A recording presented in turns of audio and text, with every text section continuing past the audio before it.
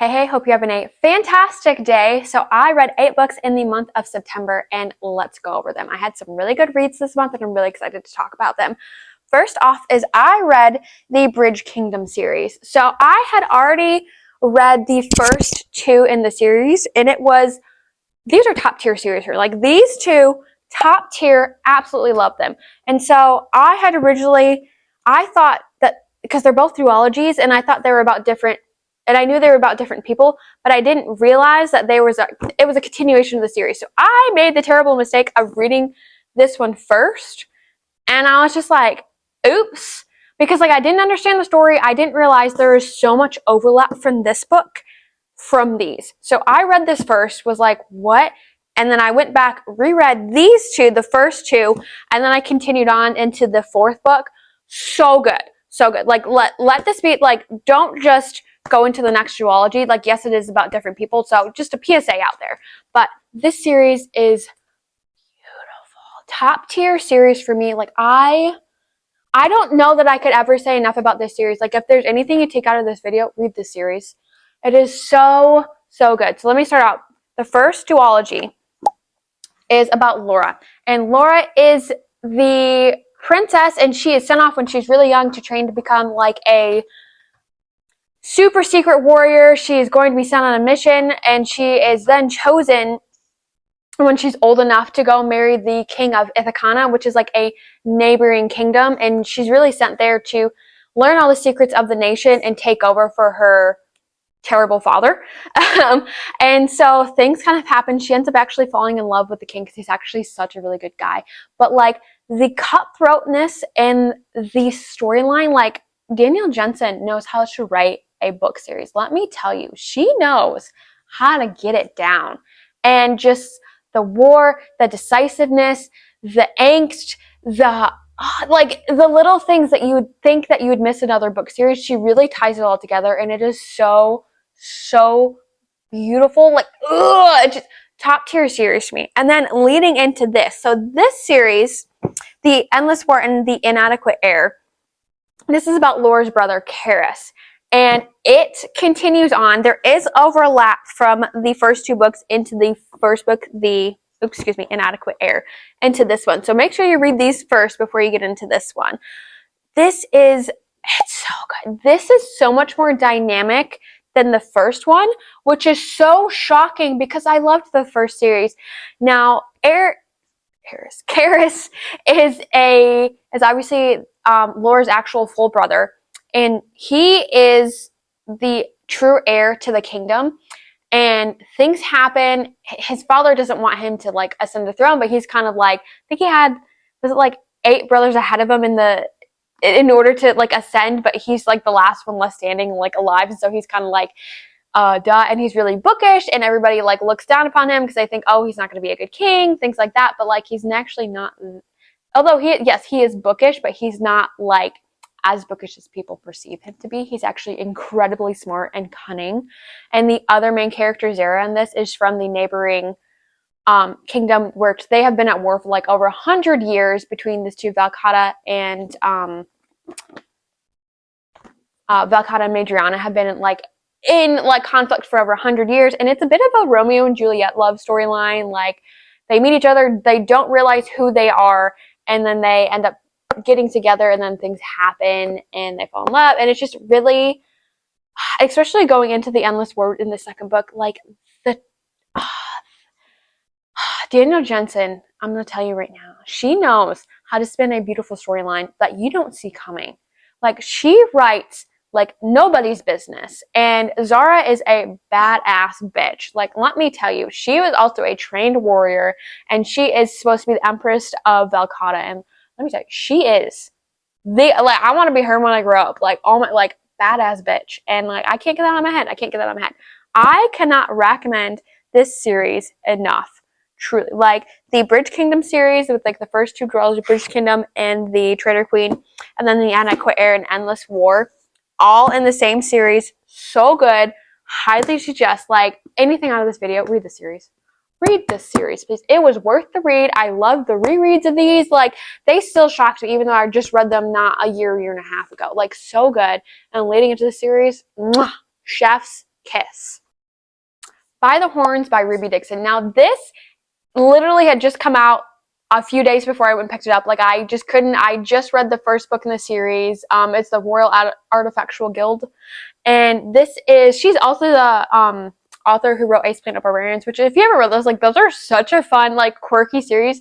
Now, I do think this series is much better written than the other ones. And I would say, I don't know, because this is about a different couple as well. I would still go ahead and read the first book before you read this book, because I think it helps going into this world. Anyway, so in this world, there used to be magic like hundreds of years ago.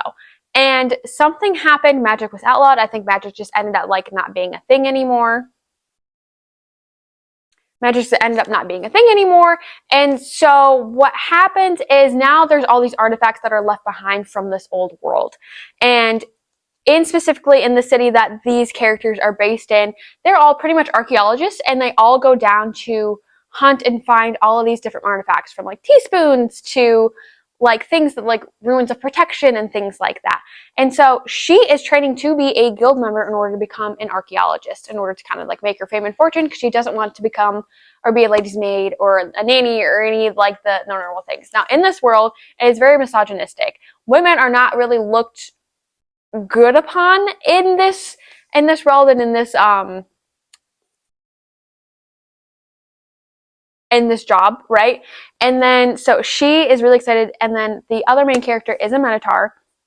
They're also like really looked down upon in this world, even though they are like the backbone of this like artifactual guild society, which is counterintuitive, but I don't know why they're looked down upon. And so there's something going on in this world. A lot of the artifacts are going missing and they don't know why. So they employ the Minotaur in order to go in and look for them. And so he's kind of stripped of all his medals and titles, and it's just like, there's some reason, there's going on stealing, so I need you to figure it out.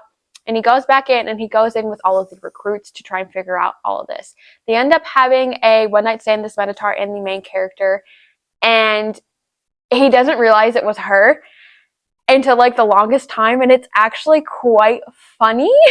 Like, this series, like, it's actually quite a beautiful love story. And the other, like, the main character, the female, she also has developed some type of death magic, which again, magic is not allowed. It's completely outlawed. So she's now kind of prime suspect for him, because she's just like, she's acting fishy, this, that, and the other, but really she's just trying to hide her death magic. And so it's a really cute story. I love this fantasy world. It's a really quick read. It keeps you hooked the entire time. It's not like such a bad story, like you can't put it down and like go and do other things, but it's also like something you want to continue on reading. Like, you're not just gonna like want to set it down and like sit it and forget it. Like, this is honestly like a fun read, and I highly suggest it. It's a great palate cleanser, and it's a fun ride. Like, it's one of those fun books that you like, I could continue talking on and on about, because it was so fun. It was a great experience, and I would suggest it for anybody to read. A Soul to Keep by Opal Rain. So this was on my fall TBR, and I read it, and I'm not gonna say I hated it, but I didn't love it. I felt like there was a lot of fluff in the story, and I just didn't feel like there needed to be that much fluff. So in this world, they know there are like Dustwalkers and like demons and things like that, and like there's the veil there. And so everybody, all the humans that they want to live, they have to live within boundaries and like in a huge town that's like enclosed with lots of walls, and like you can't leave the town, or else you're going to pretty much get killed by demons, because the world is overrun at this point. And so the main character is really ostracized in her village because she is seen as a bad omen, and she is then brought upon as a sacrifice, because every 10 years, in order to keep the demons at bay, the town makes a deal with one of the Duskwalkers or one of the demons and offers them a human tribute. And so she is offered up as a human tribute to this, he's like a Wendigo type dude, demon guy. I think he's called a Duskwalker specifically in this series, but I think he looks more Wendigo, for my opinion. But he's super tall. He's got a skull for a head. Like, he doesn't have lips, things like that. And so he's a little odd. Well, obviously he is really odd. But he ends up choosing her. It's like she's the sacrifice, takes her back across to the veil. And of course, all the demons want to eat her. And all he wants is a companion. He just wants to be loved. And like in this series, the Dustwalkers, they don't really know where they come from. And so they eat a lot of humans, and as they eat, they then start to grow more intelligent. And so that's where he's kind of at. He's grown now intelligent, and he's wanting to become more of a normal life form. And so it follows along the story of like kind of their love story, and it is a cute love story. But what I didn't like about this book is there was so much fluff to it, but also I didn't love the way the character acted. The character, I believe, was like 25, 26, and there are certain things I felt like she took advantage of him being so inexperienced, and so like he just wants to be like, he's literally like a golden retriever. Like he's there anything, she could sit there and not do anything for the rest of her life, like he'd provide whatever he needed to. But I feel like there's certain points that like I feel like she really took advantage of that, and I don't know if maybe just my opinion, but I didn't like her doing that, because like at one point she gave him the silent treatment, like he didn't understand why she was mad, and it was over something I felt like so childish, where if she just talked to him about it, like it would have been truly so, like she hadn't really acted this way previously, and so like where this childish thing came in, like, oh, I'm just gonna ignore him, like why? Like I get like he's a demon, things happen, and like I didn't like that. I think there's too much fluff, and it was okay. The storyline was just okay. It wasn't anything that like really grabbed my attention. I did have to kind of push myself through it, and not that I wouldn't suggest it for others, but it wasn't my most favorite read. The Geographer's Map to Romance. Now this is such a fun, silly, goofy read. This is the one that I will say, it's kind of like set in like Victorian era, maybe 1800s, but there's a bunch of magic still around the world, and it follows the characters of two geographers. So they kind of married for convenience. He was wanting a house or something and was unable to get it unless he was married, and she kind of like spoke up and was just like, well, I would marry you for it. And they had like 2 days of marital bliss, and then they find out like the house or an apartment or wherever where they wanted to live like ended up like it was already taken, and so like misunderstanding happened, and they were like, well, then why are we together? And so they split apart. So it's now been a year, and they're both doctors, and obviously both practice, or they both teach at university, and they are they're both called upon because of this magical disturbance in this town,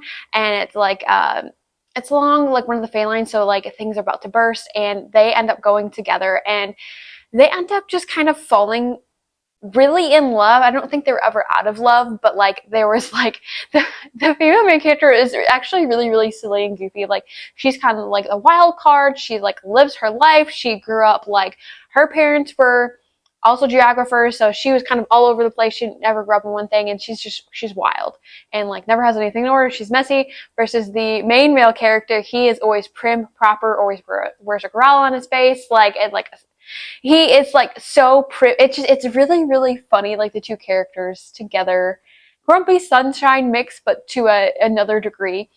And it follows a really funny storyline. And I will say some of the talk does go above my head, because it talks almost Victorian Shakespeare-esque, and it's in a good way, but sometimes some of the words are so big you're like, what does that mean? But it's a fun, goofy read. Like this is just a good time. This is the second in the series. You don't necessarily have to read the first book in the series, I think it's Ornithologist, The Old Guide to Love, but it's so cute. It's fun. It's a fun, goofy read. It's a good palate cleanser, and I really enjoyed this one. I'm excited to read the next book in the series that comes out, but I highly suggest this one. Great palate cleanser, and it's a fun and goofy time.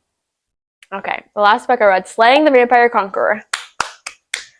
A round of applause. Carissa Broadbent is quickly becoming an auto-buy author for me. Let me tell you, I just finished one of her series last month, which was a God series. It was The Daughter of No Worlds.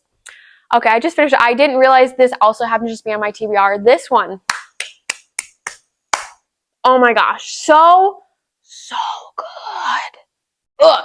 Okay, so this is set in the Serpent and Wings of Night, so the Crowns of Nyxia series. Like, there's no character overlap, but it is set in like the vampire world. So just to kind of preface that for you, but the main character is a assassin, and so she has trained her entire life. She's kind of like part of the like almost like an underworld, like they make things happen, and she has given her entire life in service to this.